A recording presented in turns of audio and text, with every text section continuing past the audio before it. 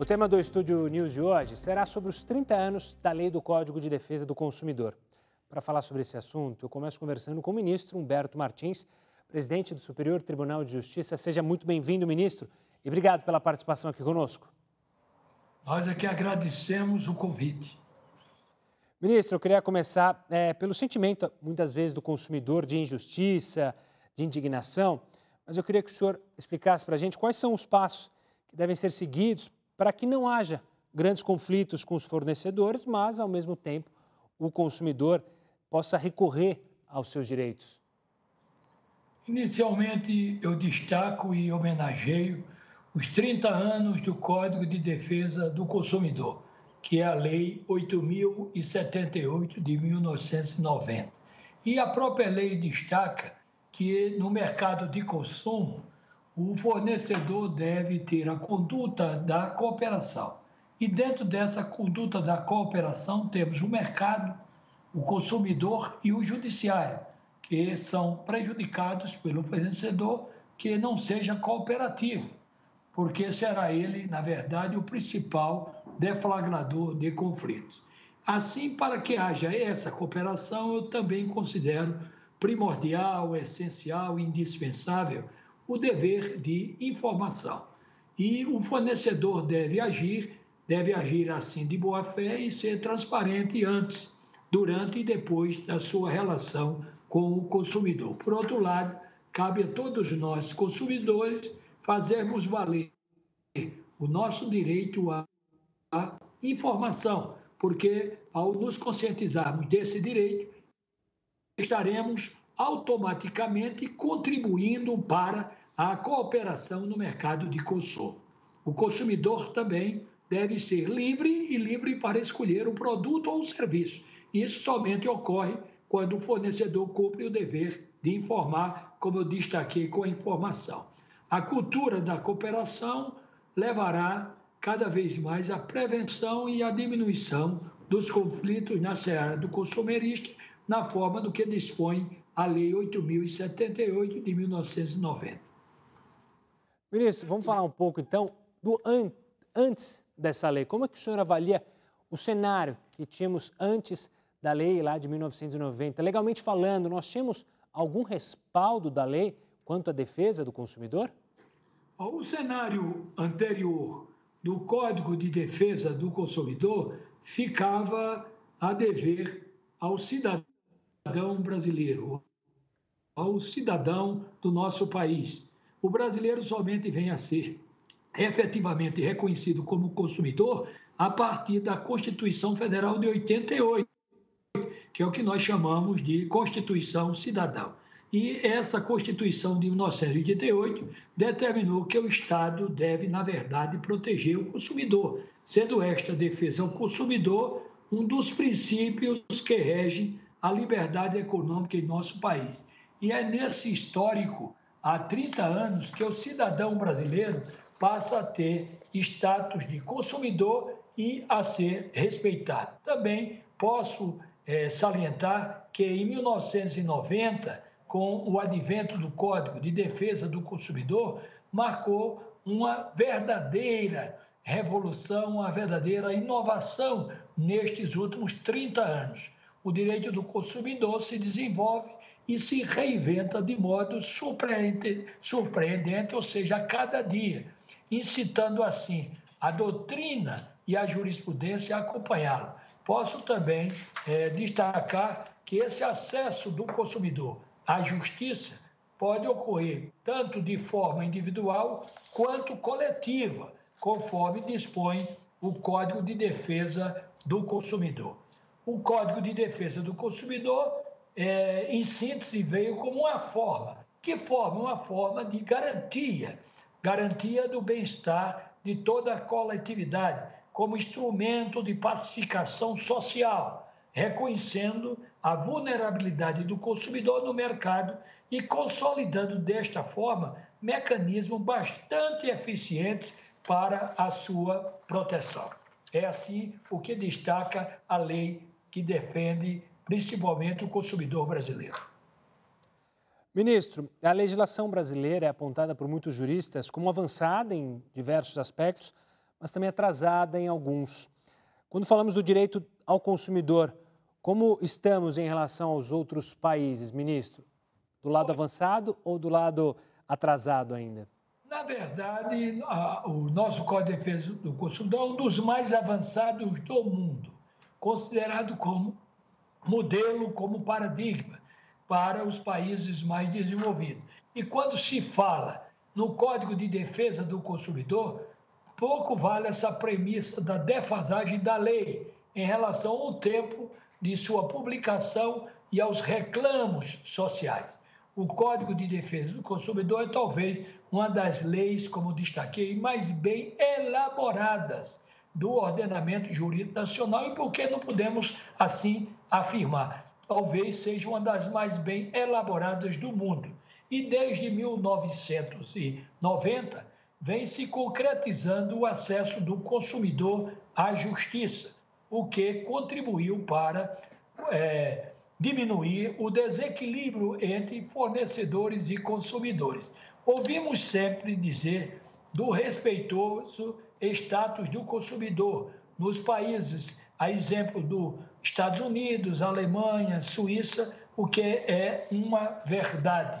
E o Código de Defesa do Consumidor brasileiro deve ser interpretado e reinterpretado perante as relações de consumo, que envolve searas como o comércio eletrônico, o direito à informação, o dever de informar, as questões de publicidade, a proteção aos vulneráveis e aos hipervulneráveis, dentre eles crianças, incapazes, idosos e doentes. Além de não se enquadrar em muitos dos postulantes do direito tradicional, o Código de Defesa do Consumidor exige uma hermenêutica flexível e contextualizada, que esteja além dos paradigmas ou dos modelos frequentes da ciência. Posso, assim, afirmar com convicção de que o Código de Defesa do Consumidor brasileiro, na verdade, desafiou o nosso direito a ser mais moderno e também a promover uma maior reflexão, sendo o direito moderno e reflexivo. Ministro, a gente falou muito sobre a questão do direito, mas como o Código do Consumidor contribui justamente para o aperfeiçoamento do mercado e da economia? Eu posso afirmar com bastante convicção o respeito ao consumidor, na verdade, é um dos motores do desenvolvimento econômico e, por que não se dizer, da cooperação no mercado. E isso ocorre porque a principal tônica do direito do consumidor é a proteção dos vulneráveis, o respeito ao direito de informação do consumidor e o próprio cumprimento do dever de informar por parte do fornecedor, bem como a prevenção e a coibição de práticas abusivas no mercado de consumo. Já o artigo 4º do Código de Defesa do Consumidor, no seu caput, dispõe que o objetivo da política nacional das relações de consumo é o atendimento das necessidades dos consumidores, o respeito à sua dignidade, saúde e segurança e também a proteção de seus interesses econômicos e a melhoria da sua qualidade de vida, bem como a transparência e a harmonia das relações de consumo. Em meio, assim, todas essas possibilidades abrangidas pelo Código de Defesa do Consumidor, algumas merecem especial atenção por parte dos nossos tribunais, e são os próprios incisos do artigo 4º do Código de Defesa do Consumidor que indica alguns dos importantes princípios norteadores da jurisprudência, entre eles o princípio do reconhecimento da vulnerabilidade do consumidor, o princípio da educação e informação de fornecedores e consumidores quanto a seus direitos e deveres, o princípio da coibição e repressão de todos os abusos praticados no mercado de consumo e o Código de Defesa do Consumidor, na verdade, tem uma visão mais de caráter protetivo, que resguarda a posição vulnerável do consumidor nas relações de consumo. Assim, posso afirmar que proteger as relações de consumo implica a proteção do mercado, da economia e de toda a sociedade. Podemos também dizer que transparência, lealdade, cooperação e boa-fé são postulados essenciais para os participantes da relação de consumo, mas também são notas fundamentais do desenvolvimento econômico. Ministro, o senhor citou proteção. Eu quero usar um caso prático que tem acontecido muito por causa da pandemia, que é casos de pessoas que compraram ingresso para um show e foi adiado justamente por causa do isolamento social, da quarentena. Pois bem, existe algo dentro do Código de Lei de Defesa do Consumidor que desobriga o ressarcimento do dinheiro, no caso do cancelamento do serviço ou da festa? Olha, nessa fase da pandemia, do coronavírus, que surpreendeu, inclusive, o Código Civil brasileiro, surpreendeu todas as pessoas, surpreendeu o próprio mundo desenvolvido, porque não se esperava que ocorresse um evento de tão grande envergadura e que levasse tanto tempo e ainda hoje sem uma solução. Então, a Lei 14.046, de 24 de agosto de 2020, que é recentíssima, na verdade veio exatamente para tratar do adiamento e cancelamento de serviços, reservas e eventos nos setores de turismo e de cultura, ocorridos em razão, como já destaquei, do estado de calamidade pública, no caso da pandemia, que foi reconhecido pelo Decreto Legislativo número 6, que também é recente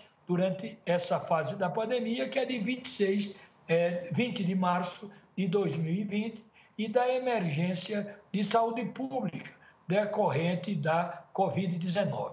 Essa lei rege essas situações, estabelecendo os deveres dos fornecedores e o direito também dos consumidores nas situações de adiamento e cancelamento, atribuído à situação emergencial da pandemia. No caso de shows, como você destacou, e espetáculos, o artigo 2º da mencionada lei, e trago ela a constituição, que é a Lei 14.046 de 2020, ela dispõe ou preceitua que prestadores de serviços turísticos, sociedades empresárias, cinemas, teatros e plataformas digitais de venda de ingressos pela internet não serão obrigados a reembolsar os valores pagos pelo consumidor, desde que assegure sem nenhum ônus para o consumidor a remarcação dos serviços, da reserva e dos eventos adiados de qualquer data. A partir de 1º de janeiro de 2020, diz a lei, estende-se pelo prazo de 120 dias contado da comunicação do adiamento ou do cancelamento dos serviços, ou 30 dias antes da realização do evento. O que ocorrer antes, ou seja, a disponibilização do crédito para uso ou abatimento na compra de outros serviços, reserva e eventos disponíveis na respectiva empresa, lembro assim que esse crédito poderá ser utilizado pelo consumidor no prazo de 12 meses, contado da data de encerramento do estado de calamidade, ou seja, já após a pandemia ou pós-pandemia.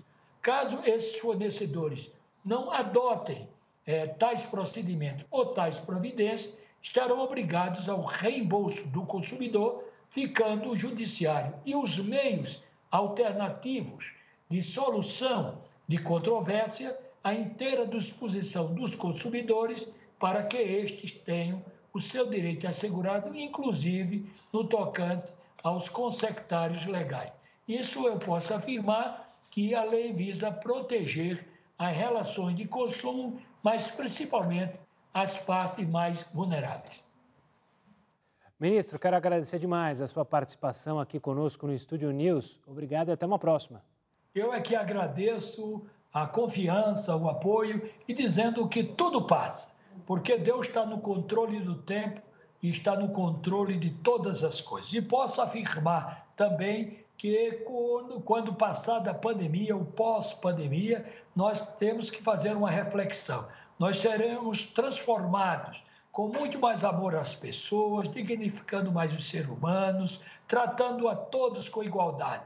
Porque nós não somos apenas iguais perante a lei, somos iguais desde a criação. Somos a imagem e semelhança de Deus. E, com certeza, após essa pandemia, nós estamos mais ligados ao ser humano, ligados à família, ligados às relações humanas e, com certeza, Deus comandará todas as coisas em benefício do homem, em benefício do nosso próximo. Obrigado, ministro. Torço para isso também. Um forte abraço. E agora eu vou conversar com a doutora Marié Miranda, presidente da Comissão Especial de Defesa do Consumidor da OAB Nacional. Doutora, antes de mais nada, obrigado pela participação aqui conosco no Estúdio News. Nós aqui agradecemos, em nome da OAB, do Conselho Federal, agradeço o convite a esse programa tão importante e de grande audiência, que é o Estúdio News. Aqui está na sua companhia, Gustavo Toledo. Nós aqui agradecemos. Muito obrigada. Uma honra estar com vocês. Obrigado, doutora. A honra é nossa em recebê-la. Primeiro, eu queria que a senhora pudesse explicar, de maneira simples, obviamente, as relações do consumo em todas as esferas, civil, administrativa, penal, a diferença que existem entre elas, dos danos causados e como são reparados ao consumidor. O CDDC, ele criou, né, um sistema de responsabilidade de natureza civil, administrativa e penal, né, e que trata exatamente nos artigos 67 ao 74 das questões que criminaliza a conduta, né, dos fornecedores junto aos consumidores. E na esfera civil, ela é tratada exatamente pelos advogados. Nós é que fazemos essa parte civil junto aos juizados, junto aos tribunais. A parte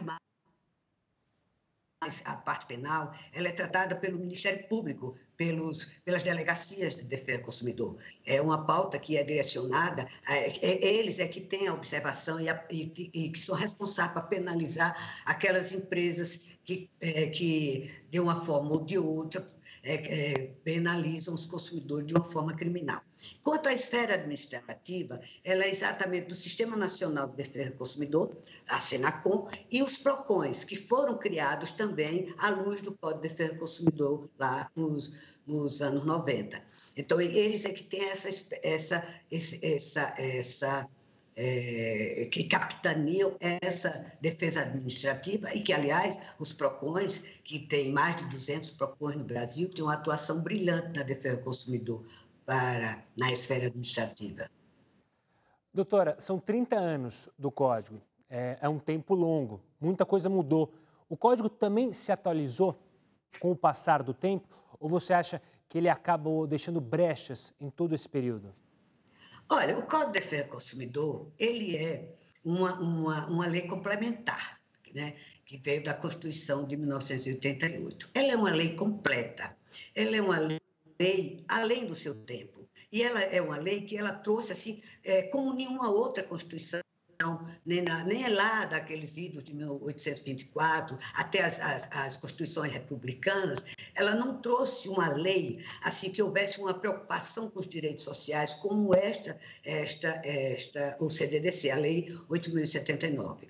Então, ela trouxe, assim, uma abrangência de direitos inovador, e tanto que ainda hoje é considerada uma das melhores leis do mundo na defesa do consumidor. Ela não precisa, assim, de nenhuma outra lei que venha complementar. Ela apenas precisa de algumas atualizações, considerando que lá em 1990 nós não tínhamos as circunstâncias que nós vivemos atualmente. Por exemplo, a questão do direito digital. Então, nós precisamos de uma atualização nessa área, principalmente agora, nessa circunstância que está tão em voga e tão necessário o uso das demandas digitais para compras. O e-commerce está muito em moda e muito utilizado. Então, nós precisamos de uma atualização no CDC para que regulamente esta área, essa situação do direito digital. E, para isso, nós temos um PL em tramitação na Câmara, que é o PL 3514, de 1915, Então, precisa que esse PL seja votado na Câmara para que haja uma atualização nesse aspecto no Código de Defesa do Consumidor. Um outro aspecto que nós também, em decorrência de uma circunstância que lá em 1990 nós não tínhamos, é com relação ao superendividamento. Hoje, nós temos mais de 62 milhões de brasileiros superendividados. Praticamente mais de 50% da população brasileira ela está superendividada. E isso não é só um problema para o consumidor, mas é um problema para o mercado, para a economia do país, né? A economia do país ela precisa ter um consumidor saudável, né? Para que a gente tenha uma evolução no próprio mercado.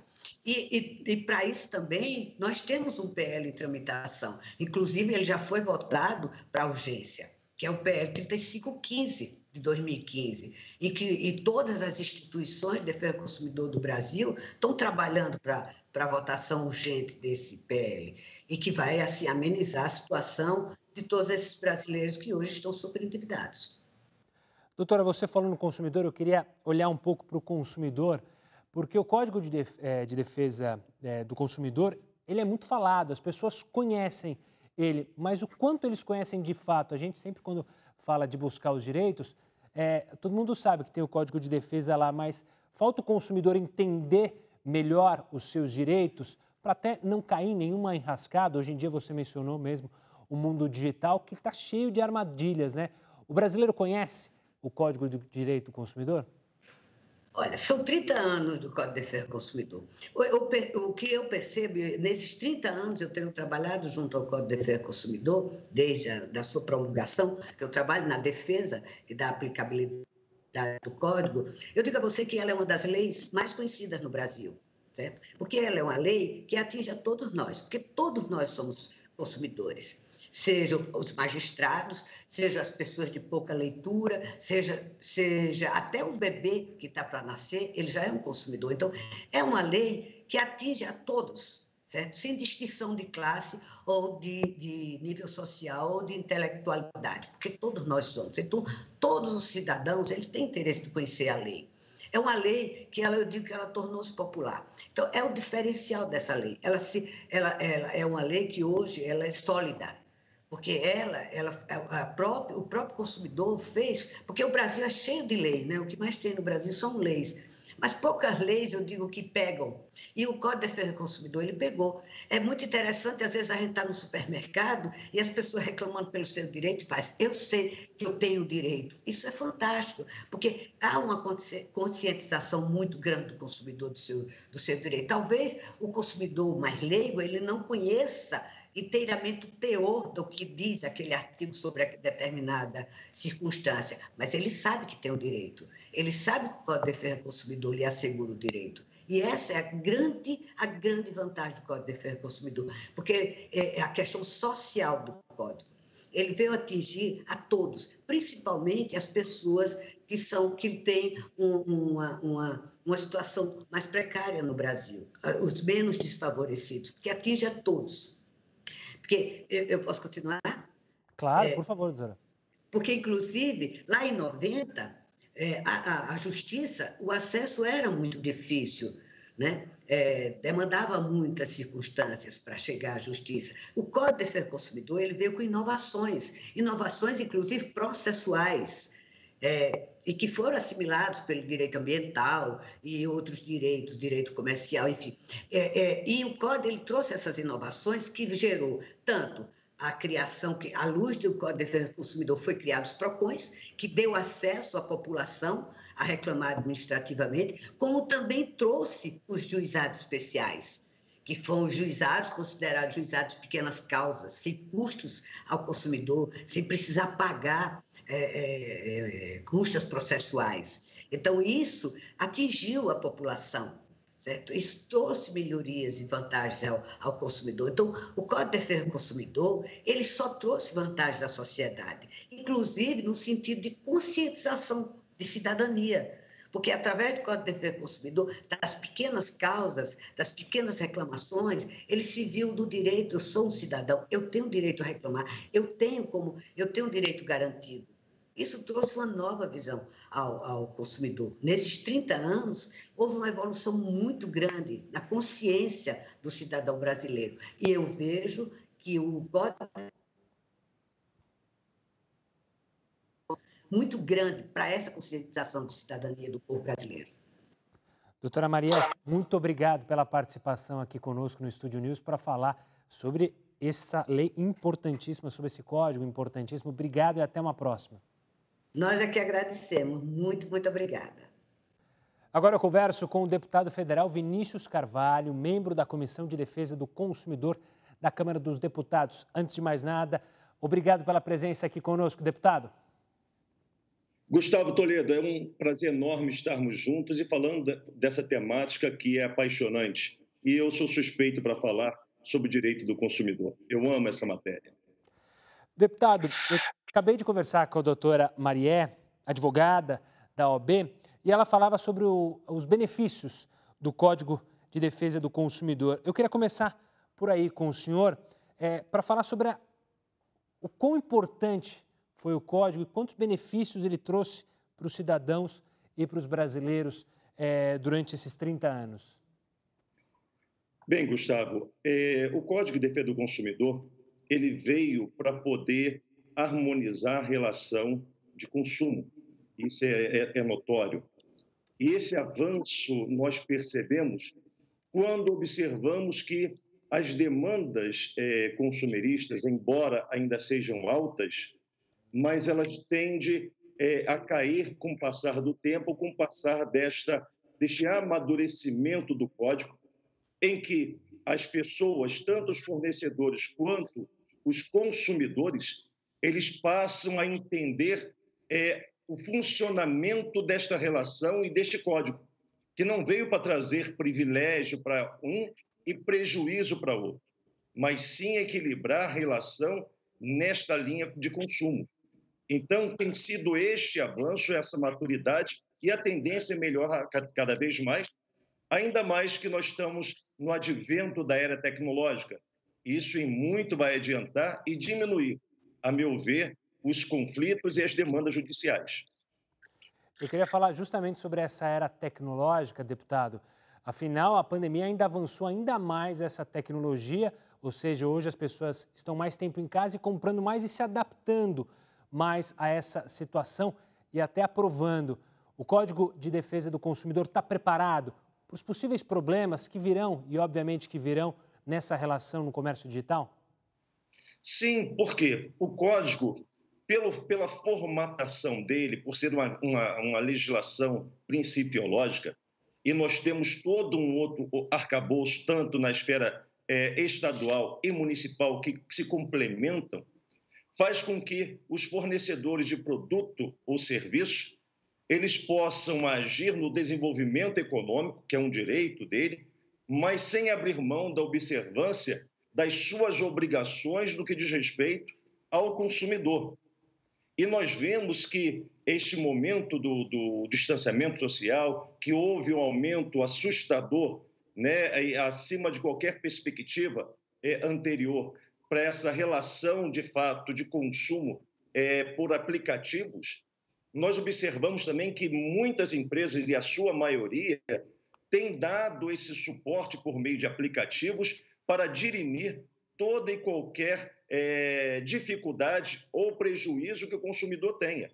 Então, há, por um lado, um avanço nesta área tecnológica, há, por um lado, também o desenvolvimento econômico, mas, juntamente com ele, a responsabilidade objetiva dessas empresas por entenderem que elas não podem somente vender por vender, elas têm que fidelizar essa clientela. Que estamos numa época em que os consumidores têm que se encantar com os fornecedores, e aí eles vão fidelizar, de fato, esses consumidores nesta relação. Deputado, como a gente já falou aqui, o Código de Defesa é muito conhecido do consumidor. Hoje o consumidor sabe dos direitos que tem. É uma lei que literalmente pegou, né? A gente fala tanto de leis no Brasil, algumas leis que não pegam, mas as punições, elas pegaram? De fato, as empresas ou os consumidores que exageram são punidos pelo Código?